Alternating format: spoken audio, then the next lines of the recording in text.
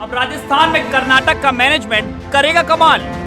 Design box की campaigning जनता को दे रही राहत। कांग्रेस की धांसू कैंपेनिंग, गहलोत सरकार का विजन 2030। डिजाइन बॉक्स ने बदली कांग्रेस की कैंपेनिंग डिजाइन।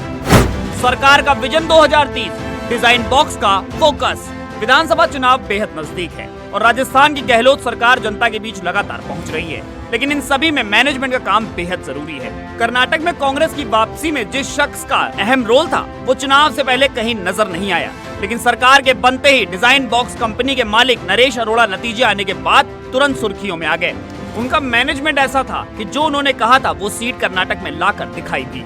नरेश अरोड़ा मेहनती इंसान है और चुनाव को बेहद करीब से देखा है। उनका वोटर्स को लुभाने का जो तरीका है वो जमीन से जुड़ा है।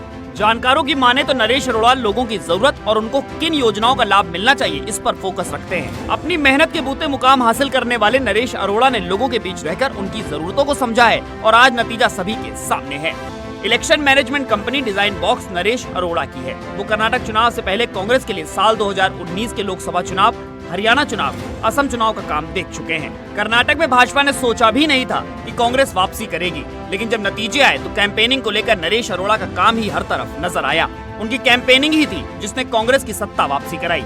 नरेश अरोड़ा का थिंक टैंक ही है कि उन्होंने महंगाई राहत कैंप, बचत राहत और बढ़त जैसी योजनाओं को सरकार को सुझाव दिए और उन पर अमल भी किया गया। गहलोत सरकार के विजन 30 पर भी अरोड़ा सरकार की जन कल्याणकारी योजनाओं को हर तरीके से जनता तक पहुंचा रहे हैं। ये भी कहा जाता है कि राहुल गांधी की भारत जोड़ो यात्रा भी नरेश अरोड़ा का ही आइडिया था। इस यात्रा ने राहुल गांधी को सीधे लोगों से जोड़ा था। नरेश अरोड़ा ने पर्दे के पीछे रहकर पर्दे के सामने दिखने वाले नेताओं का ग्राउंड तैयार करने का काम किया है।